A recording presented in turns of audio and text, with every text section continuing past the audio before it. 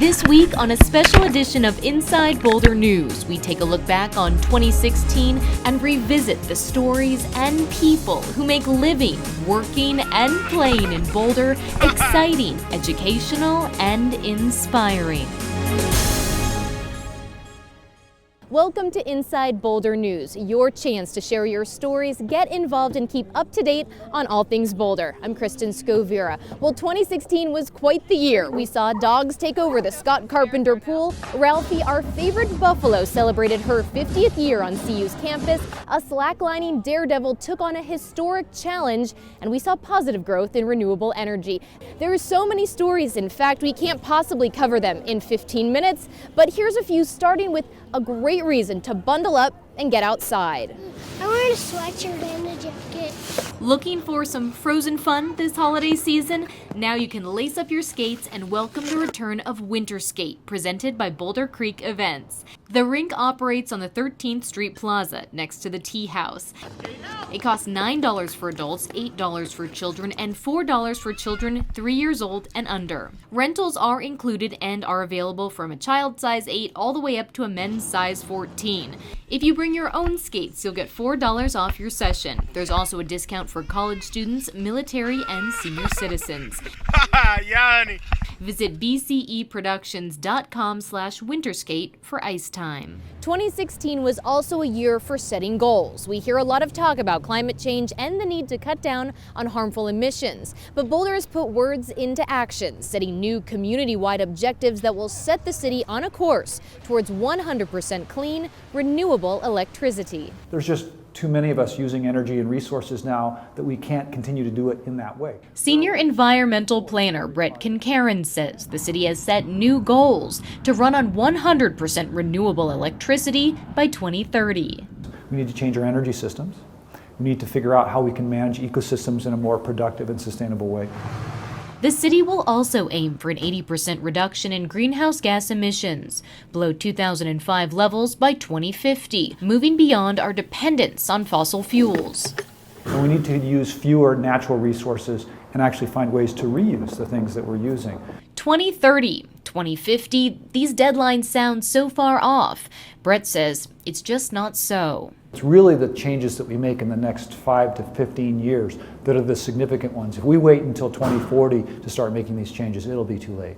Too late for what exactly? For that, I went to NOAA, the National Oceanic and Atmospheric Administration, and spoke to senior scientist Peter Tanz to see just how Boulder fits into this global ecosystem. As long as we continue to emit it, CO2 will continue to rise. Tanz and his fellow researchers make carefully calibrated measurements from locations all over the globe. We are quite certain of the data that we produce. He says this year global levels of CO2 passed 400 parts per million. And that is kind of a milestone because we know from ice cores going back 800,000 years that the Earth has never been above, say, 300 ppm. And it's not just the amount of CO2, it's also the rate it's increasing. So 200 times faster than what happened when the Earth was left to its own devices before we intervened, so to speak. I can only say this, that what we have seen now so far is peanuts compared to what could be happening if we continue to emit CO2 even at present rates. And while one city cannot change the face of the entire planet, Tanz insists every person can do their part. 7 billion of us. And collectively, we emit so much. We are overwhelming the natural carbon cycle. So what it means is everybody has to do whatever they can. We all have to make our contribution. For more information on the city's ongoing climate and energy goals, visit boulderclimate.com. Maybe you're one of the folks asking Santa for a drone this year. These unmanned aircraft systems are popular with users, but sometimes problematic for local law enforcement and the FAA, agencies that are still trying to sort out the do's and don'ts of this emerging technology. So, before you take your new drone out for a spin, let's review the rules. We're trying to just get the word out to anybody who has a drone and operates a drone on kind of what the regulations are. They're fun, fast, and flying high above Boulder.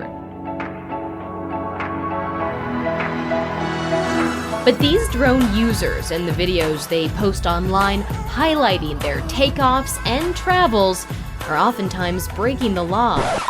The FAA knows that they can't regulate this from a federal level. I mean, they can regulate it, but they can't enforce it and monitor it. So they're going to need the assistance of all the local agencies. That's why Tim Head, airport manager for the city's municipal airport, invited the FAA to stop by the Boulder Police Department. What they should do if they encounter somebody that might be violating an FAA regulation. To review what is and isn't allowed. From the kind of the more entry-level knowledge to an airport manager.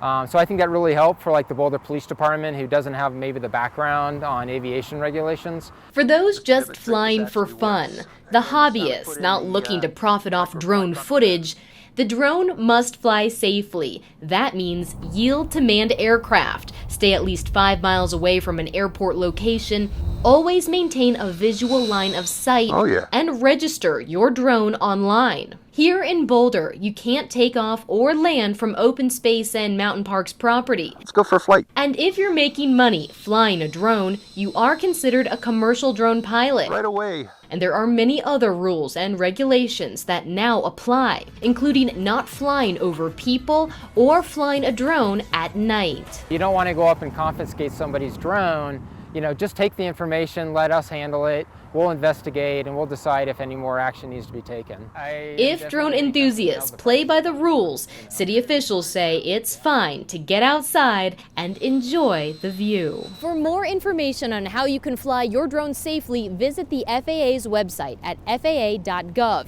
It's also a good idea to contact the airport manager at the number on your screen for questions or to share your specific plans. In the early morning hours, they almost looked like Christmas lights. But as these patrol cars made their way across town, it was clear they were on a special case. The long blue line stretched for miles. More than 300 law enforcement officers from 36 Colorado agencies, armed with teddy bears and toys, gathered at Children's Hospital, Colorado, and marched in on a special mission. All right, let's go. Floor by floor, they gave their gifts to kids stuck in the hospital for the holidays. Bye, Aiden. You can take that big bear home with you, huh? Even more than a big stuffed bear, it was the time these officers took, smiling and talking with kids and their families, taking selfies, promising prayers. Well, we're all praying for you and hope you get better soon, okay? A humbling experience for these first responders who say these kids are just so brave. Oh, thank you. Like 1% grade is difficult. You wouldn't even notice it if you were walking. Anytime you get over like 8%, it starts getting pretty difficult. This trail here that we just came up is about, I'm guessing 12% right now. You can pretty much just get to the trailhead. Topher Downham is always moving forward. Really liked connecting people to the outdoors. An accident back in college left Topher in a wheelchair. Broke my neck, C6, C7. He says months of rehab and reconnecting with nature brought him back. Right after my accident, I ended up hiking a lot just to kind of deal with all my grief and frustrations and reconnecting with nature. It's a gorgeous trail, especially if you do it in the fall. Now, more than 2 decades later, Topher uses his position as an outreach coordinator for Boulder's Open Space and Mountain Parks Department to help hikers and those with disabilities access points of interest. Soon, thanks in large part to this OSMP employee, this section of Chautauqua will see repairs, making it more accessible to wheelchairs. We're talking about maybe making this so you can come up to this lookout point and get a better view of the Flatirons, a little bit more away from all the people down below. Getting away from the crowds often means getting off the more well-worn paths. Topher has spent years creating this guidebook, mapping and researching trails and sites that are accessible to outdoor enthusiasts with disabilities. We came up with a guidebook so that people can read about it ahead of time. This side doesn't look as bad. The hard parts of the trail, just a general description, how to get there, flora and fauna that you'll encounter. Chances are if you travel these trails soon enough, you'll encounter Topher. Unless, of course, he's trying out any number of outdoor activities like downhill skiing, hand cycling, or mountain biking. I try everything. Recently I've scuba dived, or scuba dove. Sailing, I love sailing. It's nice to be able to kind of escape and do maybe a difficult trail or a medium trail, get away from everybody and find a place to just kind of hang out by a stream or be in a field. For more information about accessible trails and to download a digital version of Topher's guidebook, visit osmp.org. So when the wind comes, the whole line can shift 15 to 20 feet one way or another, and so that's pretty heady. That's Taylor VanAllen of Morrison, slacklining more than 400 feet high above El Dorado Canyon. Taylor was leashed to the line, so this stunt is really considered highlining because there are safeguards in place. I'm 25. I got into slacklining about 6 years ago. You know, always wanted a high line and just kept standing up and falling off a bunch, and slowly over time got longer and longer lines and started going higher and higher. Any kind of slacklining is usually prohibited in El Dorado State Park. Taylor and his crew had to get special permission ahead of time. It took Taylor under 20 minutes to complete his walk, 18 minutes to be precise. Not trying to focus on the exposure and the height and everything, because those are the things that are gonna, discourage you and make you fall. Taylor is not the first person to attempt this crossing. He was retracing the steps of showman and aviation daredevil Ivy Baldwin, a legendary tightrope walker who crossed the canyon more than 80 times between 1902 and 1948. Ivy Baldwin is a huge part of the canyon and has a huge history, and he's a legend there. And the town was really waiting for a return of that experience. This event was organized by the Action Committee for El Dorado and Slackline Industries. It was used to raise money for El Dorado State Park. In 1934, the buffalo was chosen as the first official CU mascot. The first live buffalo was brought on campus in 1966, and now you can tour 5 decades of buffalo nostalgia at a new exhibit called Here Comes Ralphie at the CU Heritage Center.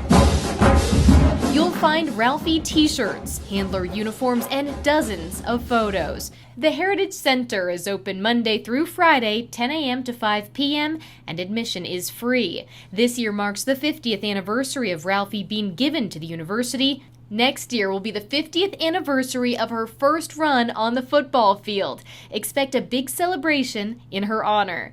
For more information about the Here Comes Ralphie exhibit, visit cuheritage.org. Usually at a library. Make noise like this, and you'll get shushed. But the Makerspace, a workshop tucked inside the Boulder Public Library, looks more like a machine shop than a reading room. I made 3 different pictures, one for my mom, one for my dad, and one for my sister. You're looking at a craftsman in training. 29-year-old Richard Topher didn't know he had it in him. I did not know I was creative.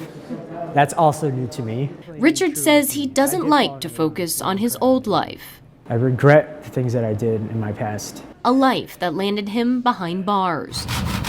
Instead, this Colorado native is taking this piece of reclaimed ash wood and turning it into something better. My mom will be especially proud of me. Richard is part of the Bridge House Ready to Work program, where he's making himself better too. Most of the time it's ash wood. It's called Tree Debris to Opportunity. Members of the class learn woodworking and, hopefully, self-sufficiency, a ticket out of homelessness and often loneliness. It helps when there's some people here that are on the same page as you, so you don't feel so lonely when somebody like her and me have been to prison, and we're both getting that second chance to try and start over. Just looking at her, you wouldn't know. Maria Carrillo Garcia has spent half of her life in prison. She's 38. I said, I just got my nails done. Some people, they get like this look on their face like, oh my God, you were in prison, Other people are very curious and they want to know, because once they meet me or talk to me and get to know me, they're like, you were in prison? Like, you don't fit the description. Maria says it certainly wasn't her upbringing. I come from a pretty good family, military and law enforcement. And so me making poor choices wasn't the best thing always. And they're really happy to have me back. Back from a life of addiction and lies. Like I would say or do things like, yeah, I'm doing this, I'm doing that. But I never really was. I was just verbalizing things so it sounded good. I mean, I've lived sober before, but I've never tried to be sober. My sister has adopted and has been raising my children. She wants them to know she hasn't given up and has carved out a new passion. How to take something straight from the mill and make it into a piece of furniture or into a bowl or into a chopping block or to a beautiful ornament or something is pretty cool because there's a lot of accomplishment and pride in it when you're done. Maria says now her good mood comes from a natural high, one that lasts. Knowing how to live without it, you know, being sober. So what's a little library noise? Like I would have never known this was in the back of a library.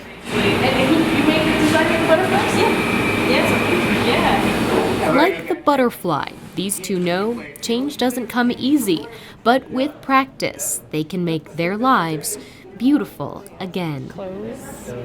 Thank you so much for watching this week's special edition of Inside Boulder News. If you would like to revisit any of our stories from 2016, visit our video on demand at boulderchannel8.com. And remember, you can also connect with us on Facebook and Twitter and sign up to receive video updates right in your inbox. Just go to boulderchannel8.com and click on subscribe.